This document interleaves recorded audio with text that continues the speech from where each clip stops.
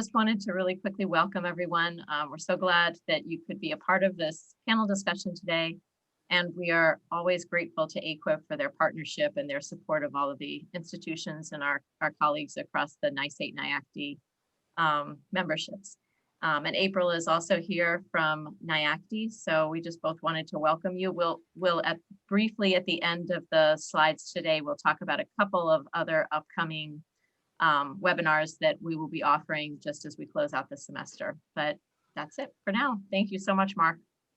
Great, thanks, Christine, and thank you, April, and to all the NYSATE-NYACTE leadership for facilitating this work.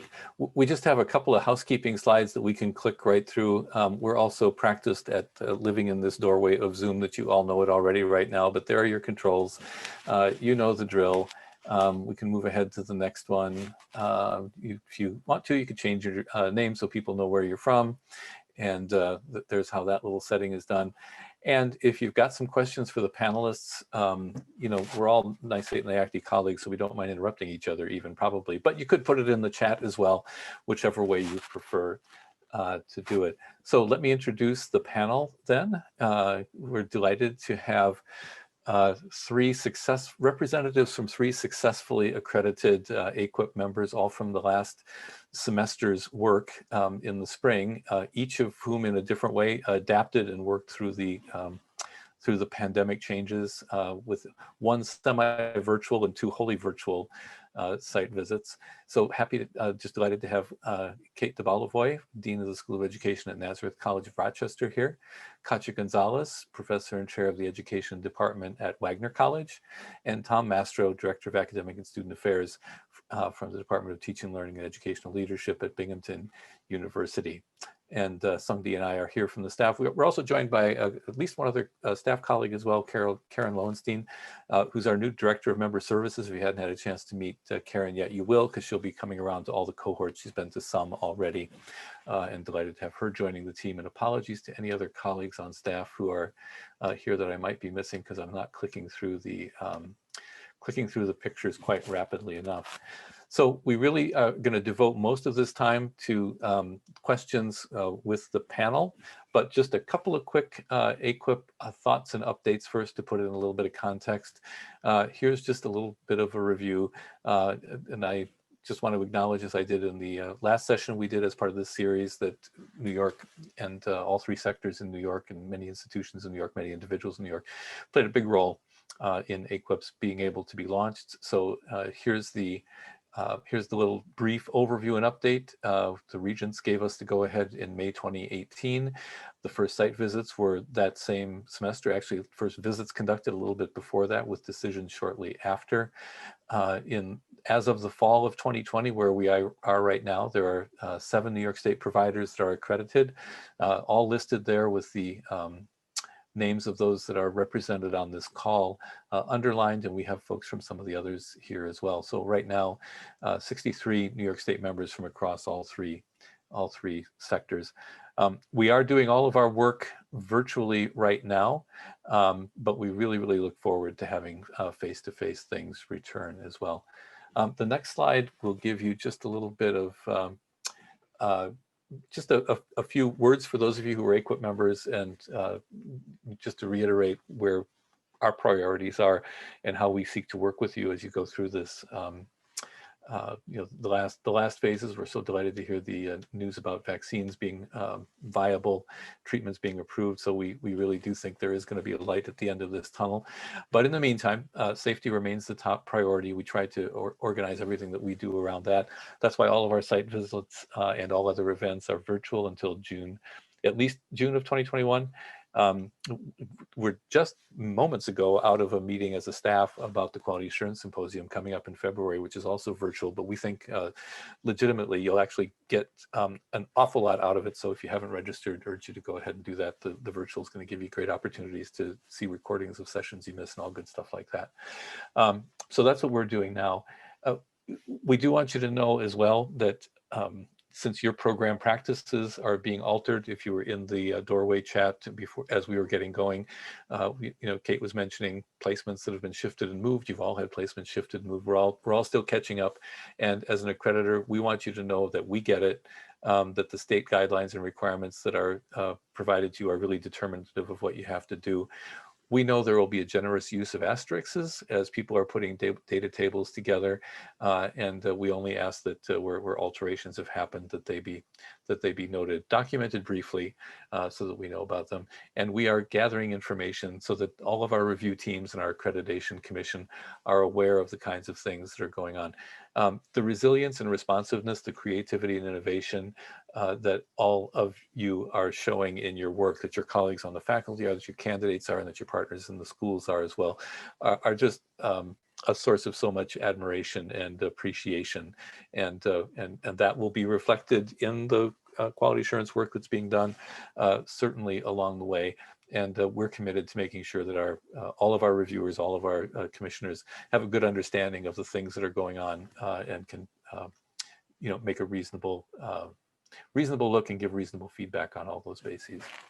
So with that, and understanding that, we'll go ahead into the panel presentation, but if you have questions about specific things related to accreditation, we'll be happy to pick those up in the chat or in the comments at the end as well.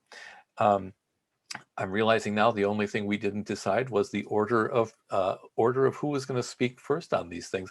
There's a lot of questions on this slide, and it's mostly so people can sort of work it around the way you are, but they cluster under a couple of things. The first is, just thought it would be interesting to hear a little bit from folks about your experiencing transitioning into this new set of standards. And now that you're, right, the three representatives of campuses that are here presenting are all at that wonderful point where, resting on the success of the accreditation visit and outcome, they can look back and think about these things after they've gone through it. So from each of you, were there standards or aspects that were particular favorites or helpful? Were there some that were particularly challenging?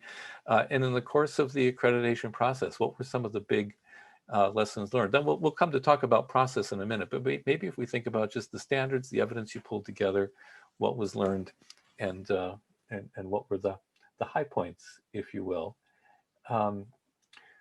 Going alphabetically by last name, Kate, might I ask you to start, followed by Katia and then Tom?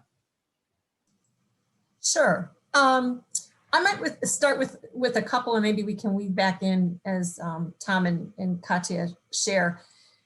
I think overall, in terms of the transition, it was incredibly smooth. Some of you on the call know this, but we were actually incredibly far along with another accreditor, had handed in a self-study when we moved to the AAQEP process. And so faculty coming in had made a unanimous decision that regardless of where we were in other processes, that wanting to move to this process. And we needed to do a little bit of a philosophical mind shift in terms of really moving to that idea of inquiry and making a case for what we were putting forth. So that was really foundational as we're moving into this. I wasn't laughing at the questions, Mark, but in terms of which standards were particular favorites, I don't know if it was favorites, but I will say the foundational standards were fairly straightforward. So they became a favorite in terms of feeling like, okay, we've got this, we've got a sense of what evidence we're going to use for student learning, et cetera. I think there were, for us, two different standards with different aspects that were a bit challenging. And that was the aspect of standard 2, where we were thinking about our candidates in connection with their students' growth in international and global experiences. That wasn't, well, in all honesty, I don't think that was anything that we thought about before, except perhaps with our TESOL program. It wasn't anything that appeared in other professional standards. So it was something very new for us to think about. The other one that was a really good question for us to think about, was that aspect of standard 3, even though I said many aspects of standard 3 were pretty concrete. And that was us really thinking about the connection between our admission standards, our monitoring, and candidate success. That it wasn't just we had this list of what the admissions pieces were, but how were we going to make the case that they were connected to candidate success? So I'll just use that as the intro for the person with either the longest last name or the early in the alphabet, and switch over. Okay, thanks, Kate. Katia, would you like to pick up? Sure. So hello, everyone. Thank you so much for having us. It's always great to have a chance to come together to share some ideas and just learn from one another. So I appreciate it. I know I'm going to have a good time. For us, it was similar to Kate. What was happening, we had a lot of changes happening in our department. We had new faculty, new staff, a new president. We had faculty that had been there for many, many years. So for us, it was more an opportunity to, because as we all know, accreditation in general, when we hear the word accreditation, there's some sort of level of anxiety that we all feel, being through the process, or being responsible for the outcomes of the process.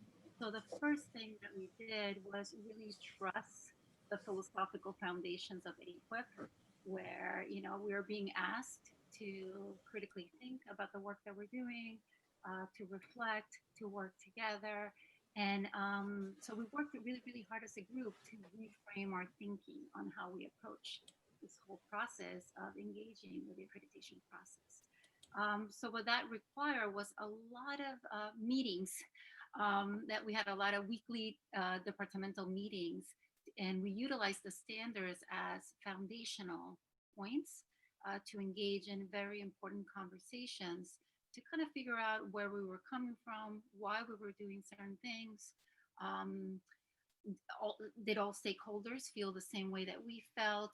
And in terms of when I was leading a lot of the discussions, my goal was to make sure that everybody had an opportunity to feel that they were valuable in providing their experience and their expertise. So once our reframing of the process changed, then we kind of worked on translating what the standards were asking us to do, and gaining a better understanding of that.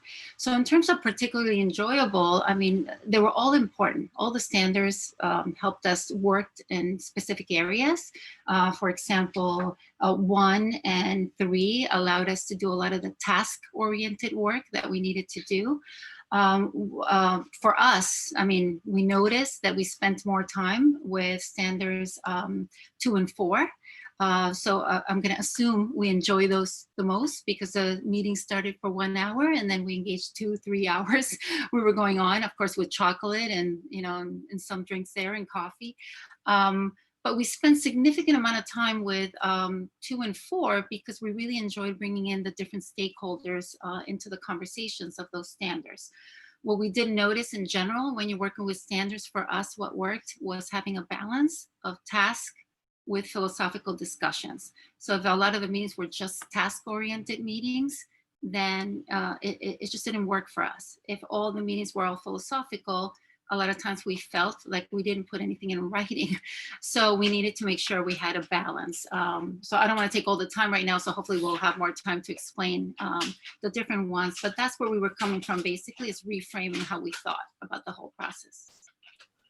Great, thank you. Tom. Okay, so for Binghamton University, you know, I think when we talk about the transition, it was exciting for faculty and staff. For the, you know, one of the biggest reasons was, you know, the AAQEP standards and the way in which we were going to develop our report, you know, aligned really well with the structure of our department. And we were able to do that, you know, really in a smooth transition from that perspective.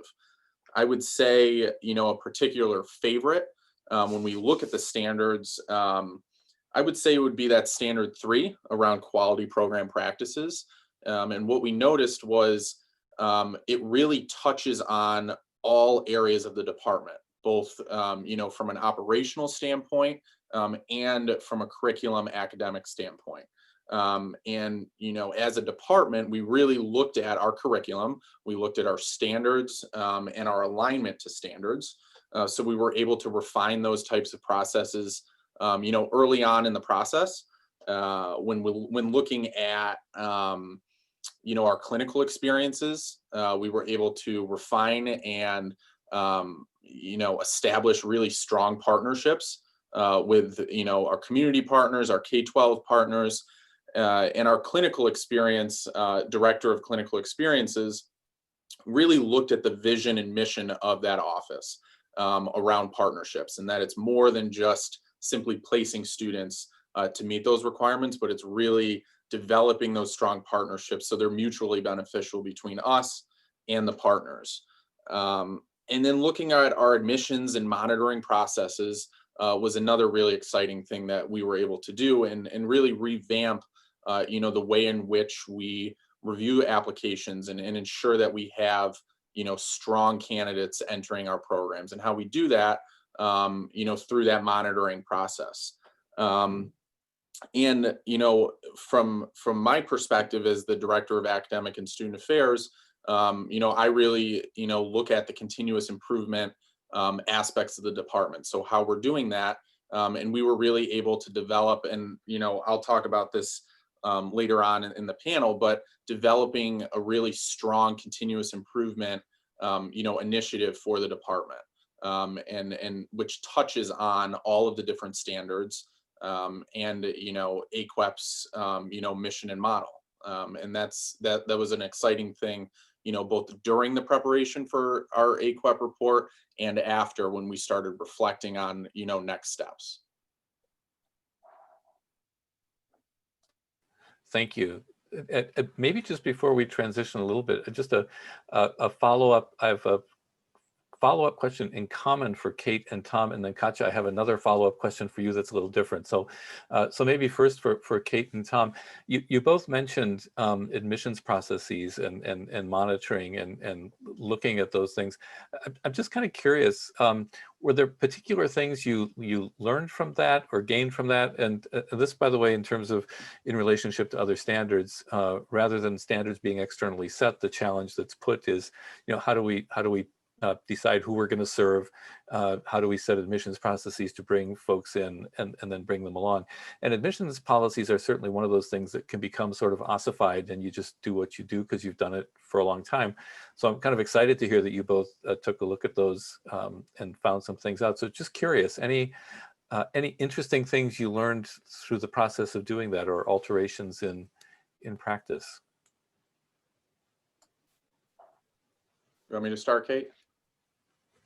So for us, you know, we looked at our professional dispositions, and, you know, while we adhere to them while students are in our programs, we also embedded, you know, those professional dispositions right at the start, during that admissions process. So the prompts having to do with the personal statements that we're requiring of students, we embedded those professional dispositions into that. So we're really, you know, going to be looking at where they fall at the admissions process, and then also at the completer end of the program is, you know, we can kind of compare where they were at the admissions and where they were at the end. Another, you know, big piece to our admissions process was we run several audits now, you know, throughout the year. One of them is specifically on that admissions, you know, timeline from the start, from inquiry to orientation. That's kind of the timeline for one of our audits. And it really dives deep into all the different areas of that admissions process. Are we tracking, you know, those personal statements? Are we tracking, you know, if they don't necessarily meet the GPA or GRE requirements, are we documenting and providing reasoning for why we still think that this student should be admitted? So there was a number of those areas of our admissions process that are really thought about throughout the whole time. And it's not just, you know, because we had to do it for accreditation. It's kind of embedded into our processes now. Mm-hmm. I mean, I hear a real strong quality dimension and an efficiency dimension there, both of which are things you want to have associated with your program. So that's great. Thanks. Yeah, Kate. I think one of our takeaways was how we had approached Appendix A, which is around candidate recruitment, selection, and monitoring. And we had done a small sort of research study on with a pretty small N, but trying to look at different dimensions we actually had never looked at to see was there any relationship in terms of what a candidate looked like upon admissions, and then in some key coursework, and then as they were completing the program. And so kind of one of our takeaways, so Tom, good action steps on your part already implemented. But one of our takeaways is really wanting to extend that work that we had a fairly small sample. And although it was cross-program, there was enough there that we need to circle back, and it's on one of our action plans for this year. The other piece, and this also connects between, I think, Standard 3 and also Standard 4 as we're thinking about our impact on the broader educational setting within which we are operating. And it was the meeting I was just coming from, as we're looking at the teacher pipeline. One of the also aspects that we need to look at is where are we having the leaks, and is there any patterns in terms of candidates from underrepresented populations. And so that's something that some other institutions in our area have been looking at, and it's one of our next steps in terms of this process and this particular aspect, both the aspect of the standard and the appendix. Yeah. Wow, that's some very important ongoing inquiry and ongoing learning then. Yeah. Thank you both. Katia, the follow-up question I wanted to ask is when you mentioned that standard, and I just have to laugh because Tom, when I'm presenting the basic framework, I sometimes tell people Standard 3 is probably the most boring slide you're going to look at because you're doing this stuff already. But of course, it's not boring. And so now I am admonished. I will never call it boring again. I will say, this is the Tom Mastro memorial slide. No, I won't say that. Katia, but you named specifically Standards 2 and 4, which are the contextual challenge. It's the more difficult stuff, the more learning from and going outward and onward stuff, and mentioned your work with partners. I wonder if you'd expand on that point a little bit, because I had the privilege of having a little insight into your visit and the report, and saw some very strong work with partners. So since you brought it up, I wonder, could you say just a couple more words about how this impacted your work with your partners? Sure. We have been very fortunate for the past 9-10 years. We developed a very strong relationship with our community partners, not only schools and community organizations, but also families from the community. And we started a process in which we will invite families to join a lot of our conversations, ongoing conversations related to curriculum, related to practices. It will join some of the classes that our students were participating in. And it really provided us a different lens for us to have engaging and ongoing conversations, specifically related to our focus philosophically is on culturally responsive practices, intercultural connections, and we understood the need to engage the community beyond the immediate community, expand a little bit more, involving the families. So that it's just been such an amazing opportunity for us. It all started with a small grant. The grant disappeared and the work continued because everybody was so engaged and involved in the process. So Standards 2 and 4 in particular were pretty exciting for us because a lot of our research work is related to this. So if any of our colleagues here that are focusing on the standards, if you can connect it to some of the work that you're doing, some of the research and some of your passions, you will see that working on the standards it's more exciting because you can't wait to share the story of who you are as a program. So that's why those two in particular really engaged us in a different way. And you know, when we were having a lot of these conversations with the community, they got so involved that we were having parents having conversations about terms, you know, like empowerment and what does that mean from the different perspectives and lenses. You know, we had principals talking about it, families talking about it, our students, us. Curriculum discussions. I mean, obviously not all the conversations, all the stakeholders were not involved in every single conversation, but as much as possible, we engage as many stakeholders as we could to truly inform the work that we were doing in our research. I don't know if that answers your question, Mark, but. Absolutely, yeah, and it's you know, the intention of this, of the construction of the standards, was that they would allow for that kind of engagement in a very contextual way, in a very live way. And so I think it's exciting to hear, you know, that possibility is there, right? This is not a convergent, it's a quality assurance exercise, but not a practical convergence exercise, right?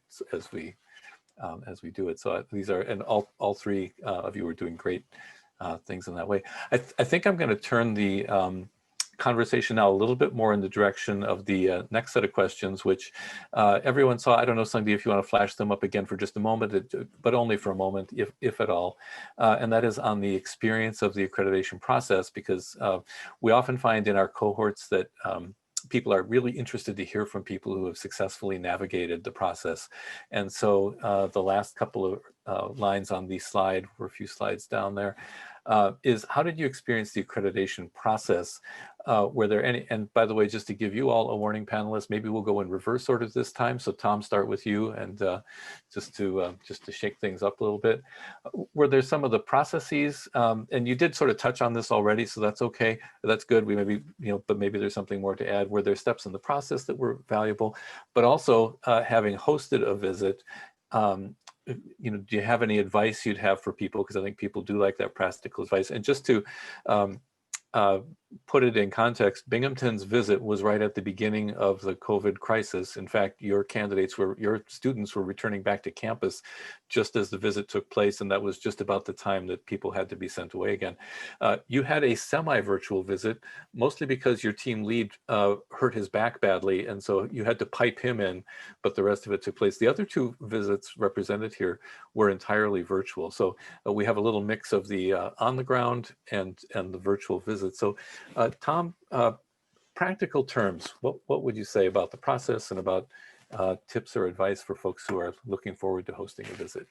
Yeah, I would say, you know, a particularly valuable, there's really two things. You know, the audits that I briefly mentioned, those are ingrained into, you know, our assessment calendar that we developed, when those should take place, how they should take place, and the resources in order to do those audits successfully. So we do two of those, one at looking at our admissions, and then one looking at our completers. So those are the two audits that, you know, we've been, you know, really focusing on. I would say the other valuable piece to it was, you know, from the standpoint of, you know, the one co-writing the report and preparing the accreditation visit, we really saw a shift in the culture around accreditation and assessment throughout this whole process. You know, in the beginning, it was very much like, okay, we got to do this for accreditation, we got to do this for assessment.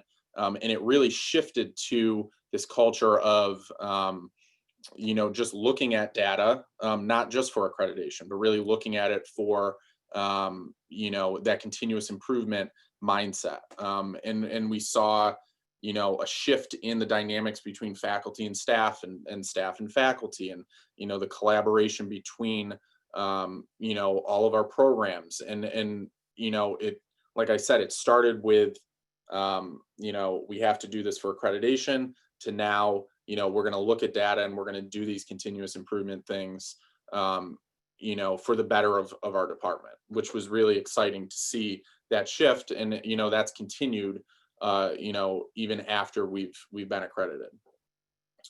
You know, some advice, like Mark said, we had one of our team lead, he was virtual, the other two were here in person. But I think, you know, the biggest thing was, you know, my colleagues in the department, you know, say I have a lot of OCD. I'm very, I like to be very prepared for different things. So going into this experience, you know, being prepared, you know, and thinking about, you know, what could go wrong, and just being prepared for those types of things. You know, a big thing that we did as a department is we created briefing documents for both our faculty and our staff, our students that were being, you know, asked to participate in the process, our P12 partners that were being asked to participate in the process. And these briefing documents, you know, outlined why we do accreditation, what is AAQEP, what are the 4 standards, and, you know, some key takeaways that we talk about in our report. And that was given to our dean's office, our president's office, our provost office. And we received a lot of good feedback on, you know, how useful that was, you know, so the conversation could be more enriching because they went into it knowing the purpose and the mission of it. So that was an exciting, you know, part of the process, I would say.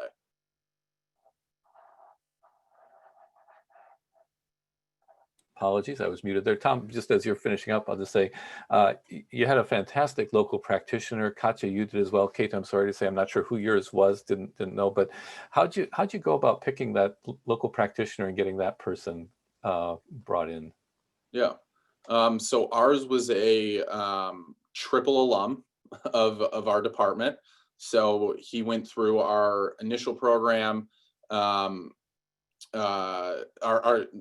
my apologies. He went through our advanced program, our leadership program, and our doc program.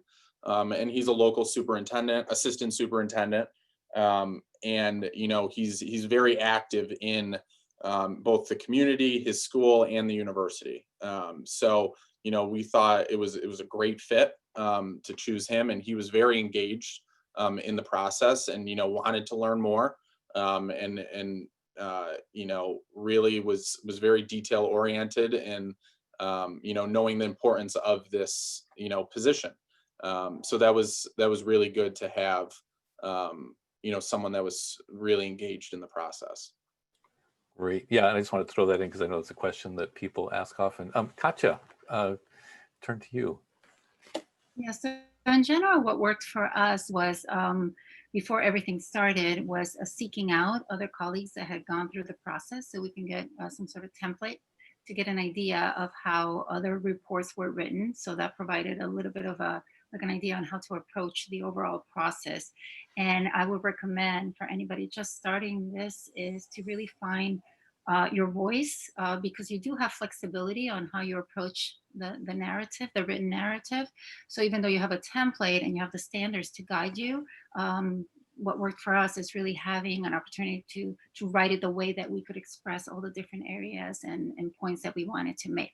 So once we had an idea on how we wanted to approach the written part, when it came to the selection of the different stakeholders that could represent the different lenses that we wanted to bring in, we sat as a group during one of our department meetings and had a conversation about all the different stakeholders that we've been working with for many years, and made decisions as to who could represent us the best from a particular area and viewpoint, especially because we were going virtual. We had to be very mindful of the fact that we needed to have the right representatives that could share as much as they could about a particular area, about our college, about us as a team.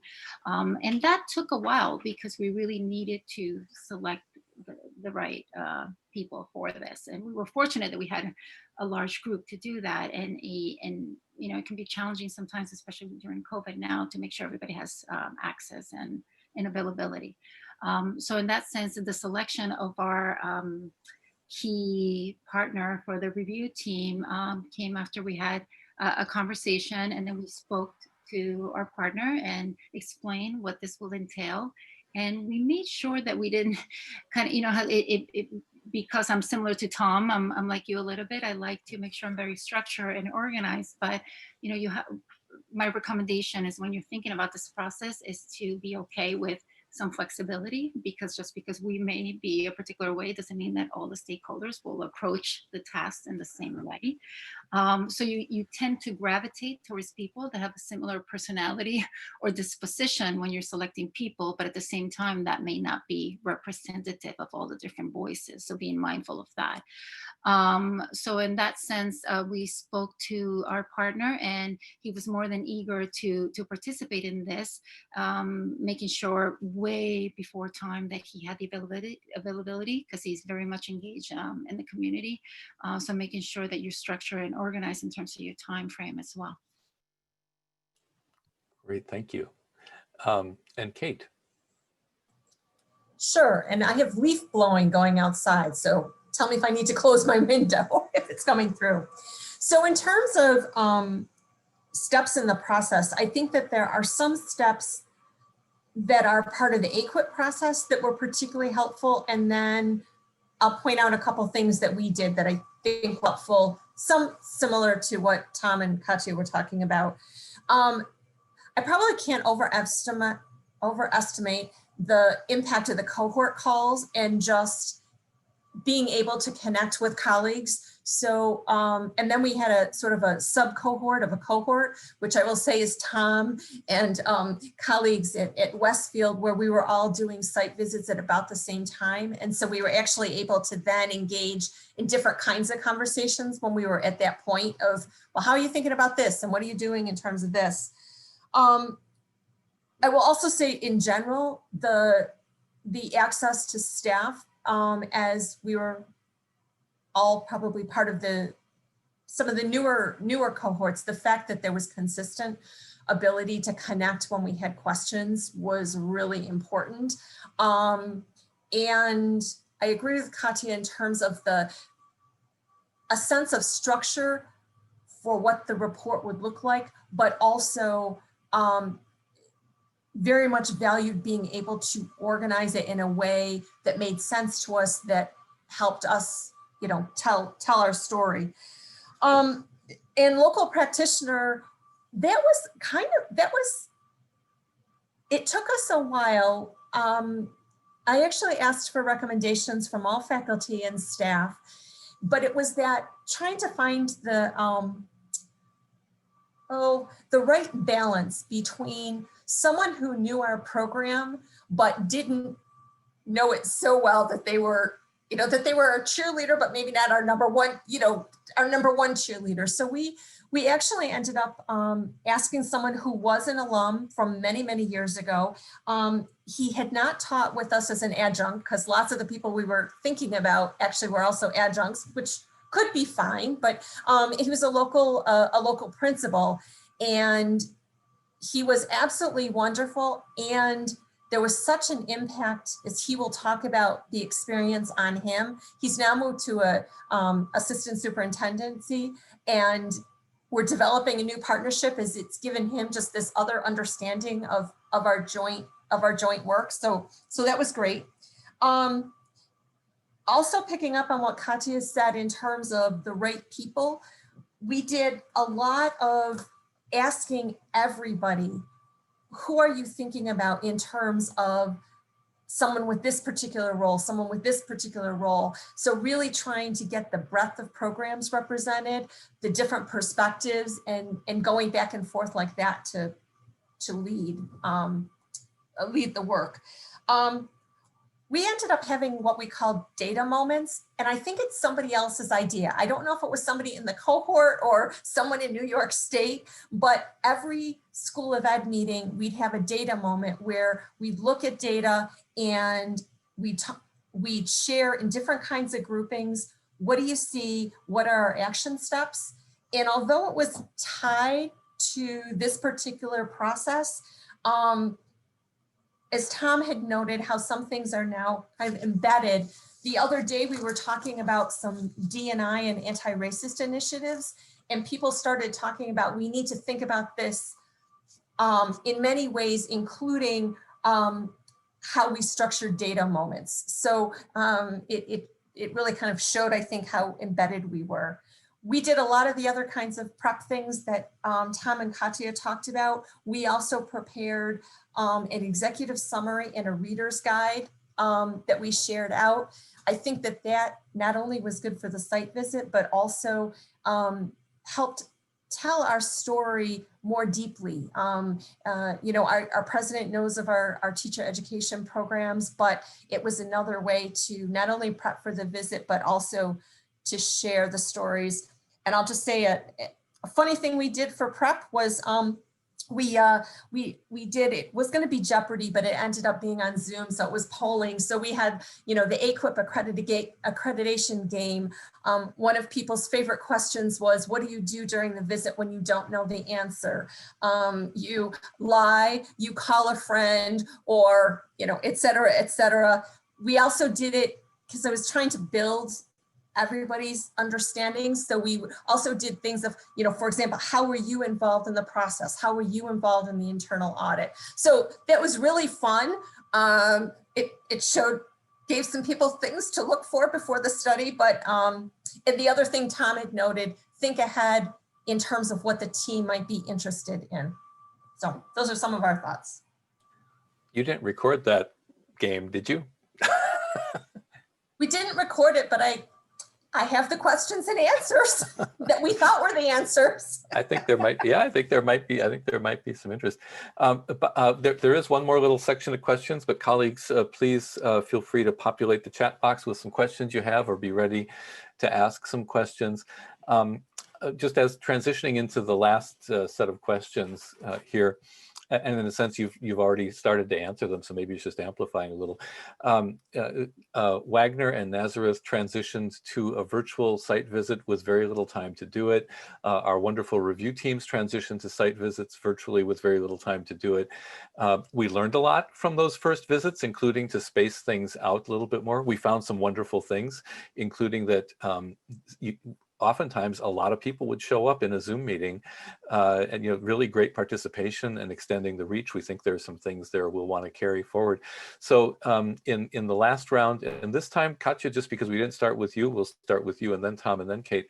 You know, a lot of work goes into doing the work, and you've described some of it.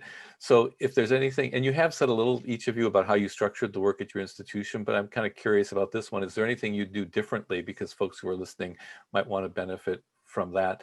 And then there's the reality that sometimes accreditation seems like an episodic thing that happens and then sort of unhappens or goes into hibernation for a while. But I've been very intrigued by the things that you've already said are kind of embedded there. So any advice on the virtual visit, just in case you didn't drop that in, and then anything you would do differently in your own process, and how this is continuing in your work. And so Katia, if we could start with you this time. Okay, sorry, I was having problems unmuting. Yeah, for us, you know, in looking back and thinking about the whole process, in terms of what we will do different, will be more, and we're doing that a little bit more now because we're still collecting data now, as you know, COVID continues, and we have to collect data and kind of look at our short-term and long-term goals, but really finding ways to augment, to add what the specific stakeholders that you select to have the virtual visit discuss.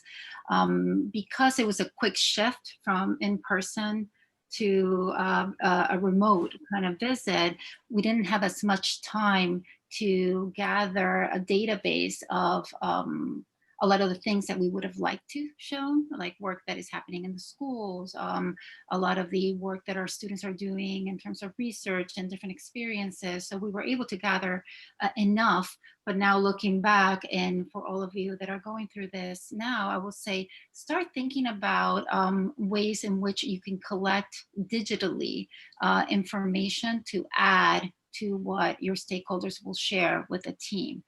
So what I mean by that, for example, cooperating teachers can record videos about their experiences with student teachers. We had a couple of those, but I would like to have some more. You can have more images, maybe students that can FaceTime one another. So start thinking about what may work with what you have available, and collecting some information that way. So in looking back, that was one area that we we would love to expand, and we're working on that right now. Another thing that I'm going to suggest, and what worked for us, because the initial reaction when we were going from in-person to online was to think about how can we be, technologically advanced and create this beautiful, way of representing information. And for us, that wasn't needed. What was more important were the conversations that were happening, and being comfortable with the technology that is being utilized. So for me to try to learn all these different tools quickly, so we can present information one way, it just didn't work. So we just became really comfortable with Zoom, as basic as it may seem, texting, because a lot of our partners appreciated that. A lot of the principals, they may not look at emails as we're looking at emails all the time. So we found at least 2 ways to effectively communicate with the group and with partners that we all felt comfortable. Also, that's one thing that I'm going to suggest for all of you to consider. With that, just making sure that you have one lead person appear to work really well for us. So we had one person that was the lead coordinator of everything. That doesn't mean that stakeholders were not involved, but you need to have the one person that everybody knows they can go to. So the structure remains the same, it's organized in a particular way. So that worked beautifully for us as well. So it was kind of simplifying certain processes and really paying a lot of attention to what was important, made a huge difference for us. In terms of what we will do different, I think involve the students a little bit more. We had a great group of students that were willing and eager to engage, and we were fortunate that they were available sort of last minute when we did the transition. But I would have liked to have more of the voices of our students, because I know many of them would have appreciated that as well. So for the future, we're looking at different ways of incorporating the voices of our alumni, current students, just in case they can't be in person, but they can engage in many different ways. Wonderful, yeah. And it was very straightforward with those tools you used. It was very straightforward, and it flowed very well. It was straightforward. And then, with the students, what worked, we had coffee conversations with our students, which we moved online now. So it's Zoom coffee conversations, and kind of we got them used to interacting and talking to one another. So we will host these kind of meetings to facilitate the conversations, and that seemed to work well. But yeah, it was just being comfortable with the tools, and removing that barrier. That doesn't mean we can get better with certain of the tools, but it wasn't the right time. That wasn't the goal of this. So that's what worked for us. Yeah, great. Thank you. Tom. Yeah, I think when talking about the structure, I think a really important piece to it is having a very clear vision for how you want the report to look, a vision for that, and then also how you're going to incorporate the data into it and what that's going to look like early on, so you can really start collecting and refining those data points that you're going to collect and really dive into in the report. So, a clear vision in that sense, and then really planning out, which data you're going to use for certain aspects or standards. And, myself and then the faculty member that, the 2 of us headed up the report, we sat down with a huge bulletin board, and we really outlined exactly what we're going to be using for different aspects and different standards. And that was our vision board for the whole report. So that was very helpful. To touch on the same point of having, a point person for both faculty and staff throughout the process on who to go to. So for our department, Lucky Mason Williams was the faculty, I was the staff, and we worked together on the whole report. But when we went to talk about the report, we knew exactly what she was going to talk about and what I was going to talk about, and having those clear expectations between the 2 of us. So come the time of the site visit, we know exactly who to go to and who would be touching on certain points. And that was very helpful for the 2 of us, knowing who would be doing what. To touch on, one of the other questions on here around, you know, what are we doing post, you know, accreditation site visit?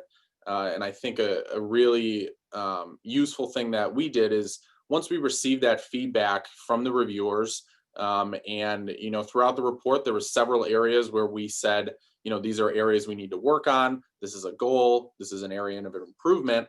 You know, I sat down with faculty and staff and we pulled apart the report and pulled out all of those areas of improvement and goals. And we outlined a continuous improvement document broken down by all 4 standards. And, you know, we outlined the goal, what we want the outcomes to be, who's going to be involved in those certain areas, the timeline, and it really painted a nice picture for where we're going to be moving and what direction we're going to be moving in. And, you know, the other piece to it is, you know, now data and assessment and these continuous improvement conversations are embedded into a lot of the meetings that we have as a department, not just the assessment meeting, which is exciting. That's great. Yeah. Thank you. And Kate. Sure. The move from face-to-face to virtual, I think went very, very smoothly. I agree with Katia. I mean, it was pretty straightforward. There might have been ways that we could have made it fancier, et cetera, but I think we already had the pieces in place. And just like with a face-to-face in terms of thinking about which groups did we want to have them meet with the site team, what did they need prior to, et cetera. We had much higher participation than we would have during our face-to-face. We had already gathered RSVPs, and when we moved virtually, for example, our K-12 partners were much more able to attend because of the virtual nature. So that was great.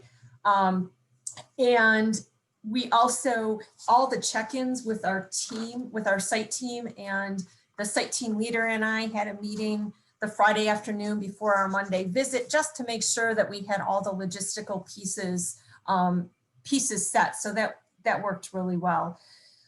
As I think about moving forward, you know, part of our goal is that really setting up a seamless system so that there is the flurry of accreditation activity where it's right in front of our face, but how do we keep going as we have, I think we've got a strong foundation of embedding this work.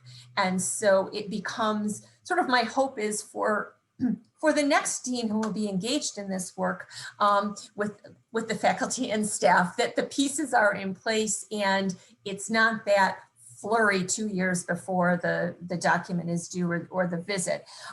We did something very similar to what Tom talked about and created a giant spreadsheet where we identified everything that we had written in the report, particularly in chapter 5 around innovations and areas that we wanted to address. And then we spent a School of Ed meeting where everyone looked at that and identified which were the ones that they were particularly interested in thinking about.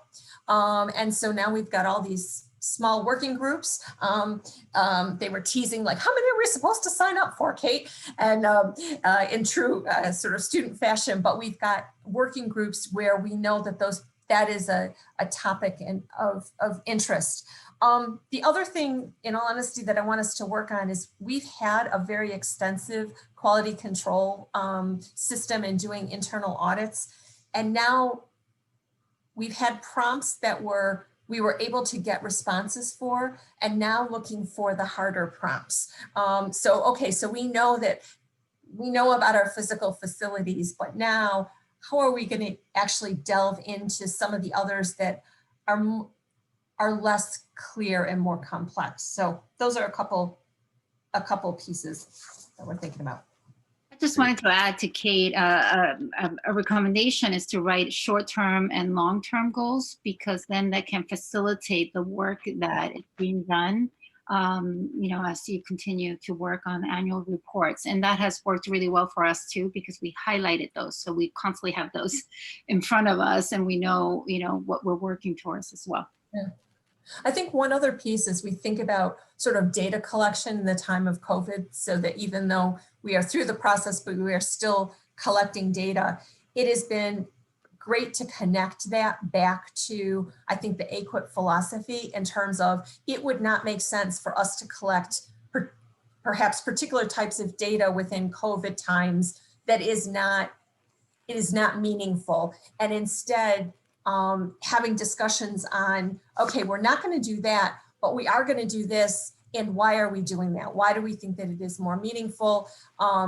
Maybe we will continue with that moving forward. Maybe we will switch back to an original data source, but really trying to have some of those conversations around data collection in the time of COVID.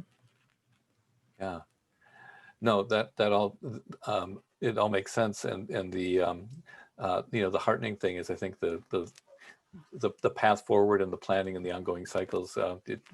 It sounds to me like it feels embedded in the real meaningful work of the departments and schools and programs and colleges, and that's very much what we had hoped.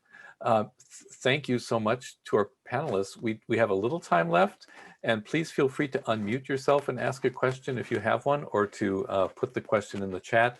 And of course, as it comes to the top of the hour and people need to leave, that's totally understood. I'm happy to stay a minute or two over if conversations are ongoing. So those of you who have been listening to the presentation and the conversation, what questions do you have?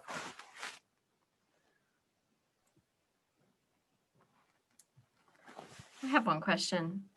I'm wondering if any of the panelists or anyone can offer some recommendations for when you have a really small department that is doing this work. I mean, we're talking 3 people.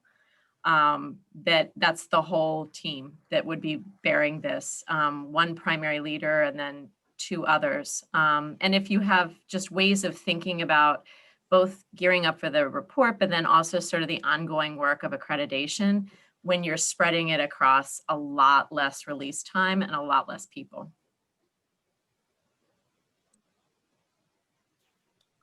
Well, you want to start? You could start first. Go ahead. I would say, for our department, we are a smaller department as well. And, like I said, the lead on the report and the accreditation process was, myself and Lucky Mason Williams. And what we noticed was when we would collect the data and we'd start reflecting on some of the data, we would use those assessment meetings and those program meetings to engage faculty and staff and say, this is the direction we're looking to go. What are your thoughts on this? And what we also did was, in some of the areas that we weren't able to, we wanted some assistance with, we provided, what we were looking for, and then we had faculty and staff kind of do that reflection in bullet form. And then what we did was we structured it in, the solid paragraph and the reflection. But engaging faculty and staff, throughout the entire process, and, keeping them aware of, this is where we're at with certain things. This is how we're thinking of presenting it. And, while it is a lot, we started off with a few more people in our group, and we found it to be, we might have been stepping on each other's toes a few times. So keeping it small was, it worked for us. And, we used it to our advantage, and then engage faculty and staff throughout the whole process, once we were really in the groove of things. For us, what worked, we're also a department of very, very short, very, very small department as well. The first thing we did was have a conversation with our provost. And I think having those important conversations to discuss the reality of, there's a lot of work that needs to be done. Is there other ways that other work that typically we're assigned to, can those be temporarily removed so we can focus fully on this? So seeking the support of an administrator worked well for us, and we were fortunate that they were supportive in that. Another thing we did is we looked at the work that we could do together as a team. So then it was like a team effort into working in specific area, so not one person felt like it was all on that person. So for example, curriculum mapping work, we have experts that can focus on specific areas, but all of us could contribute. So all of us did that kind of work. And then there was particular areas that we needed to delegate, but it always came back to the group so we can have feedback and support from one another. So that seemed to really help and support us in that way. And I see Kate wants to add something, so I'm gonna Well, I'm just thinking, you know, and Christine, you saying that you've got a team of 3, that is incredibly small. So perhaps one sort of trying not to step on each other's toes, although there aren't as many toes to be stepped on in your world, but sort of we did, sometimes somebody was a primary writer and somebody else read it for a particular purpose, you know, as you got to that point. I also wonder if there might be other groups that as you're looking for sort of broader, you know, what do you make of this data or whatever, really thinking in terms of other stakeholders. So I don't know if that's an opportunity where you have adjuncts who might come in as, you know, what are you seeing here? Or your P12 partners. Where you might not have a group of 20 to come together to look at something sort of internal to the institution, really using it as an opportunity to, which also addresses some other standards, to pull in, those might be some other groups that you could pull in for added support. I see Ginny. Ginny, go ahead. Thank you all so much. Yeah, I was just going to say we're also a small department, and one thing that I've started doing is I met a colleague at another college through an AAQEP cohort call and through New York 6, and we actually meet every other week, even though our contexts are a little different. We both have small departments, and we meet every other week to sort of bounce things off each other and also to kind of keep each other moving forward. And that's helped us a little bit too. So even though it's not like our own department, it's not the same as having someone in your department, you know, read and contribute. It does help in a way that, because it's her job and it's my job and it's nobody else's in my department. It's like real, you know, part of their job description. So, so that's helped. And Virginia and Christina, what I would suggest is putting things in writing once you do have those conversations, because it's a different kind of mindset. I mean, we can engage in conversations, but then transferring into a written piece is challenging sometimes. So like Kate was saying, you know, if Christine, let's say if you're in charge of writing the narrative of your program, you know, write it and then have somebody else, like I had Rhoda assist. Rhoda, I see her there, so I'm mentioning her, assist with the editing part. So if I had a particular idea that I wanted to convey, Rhoda will read it, and then the rest of the colleagues will read it as well. But the putting in writing becomes essential because it's easier, at least for us, it was easier to talk about it and to transfer it into a written piece and have the same message come across. Yeah, thank you so much, everyone, and for those suggestions. And I do see a few people are needing to start dropping off and saying thank you in the chat. To just one more comment on the small program challenge. Things that we've seen across the whole AAQEP membership are sometimes there are those partners, as has already been suggested, among different kinds of stakeholders. Some of those partners can be even internal stakeholders if there's anybody that connects a little bit with secondary, you know, in the content departments, perhaps. And I do know of one place where I think the provost was willing to do a little bit and did bring back a long time, basically a retired faculty member who had been long time associated, to provide a little support. Those are things that have happened. We of course can't recommend anything like that. It's because it's all in terms of internal needs and dynamics. But and I think with that, let me thank one more time our panelists, Kate, Katia, Tom. Thank you so much for your time and for your insights here. Thank you everyone for the questions. And Christine or April, do you want to say anything about the rest of the NYSATE-NYACTE fall? This extended fall experience that we're all getting together of coming together virtually. Sure. Thank you so much. I want to just echo the thanks to you, Mark, and the thanks to the panelists. We have 2 additional workshops that are on the books right now. I think there's one more that is being planned this Thursday There is a workshop that's going to be about looking at virtual supervision. So, you know, for those of us that are dealing with completely virtual supervision, what are some practices that colleagues across the state have used? And they're looking also at how to integrate that with video responses and video supervision. And then next Thursday, we have a partner from a local school district. She's a director of technology information and integration. And she's going to look at tech tools and support from the standpoint of what are some of the things that the schools want to see embedded and would love to see teacher candidates able to do, especially as they're entering virtual teaching contexts. So that will be next Thursday, November 19th. If you're ever not getting emails on these things, reach out to April or myself, and we are happy to help connect you. And thank you again. Thank you so much. And thank you, Christine.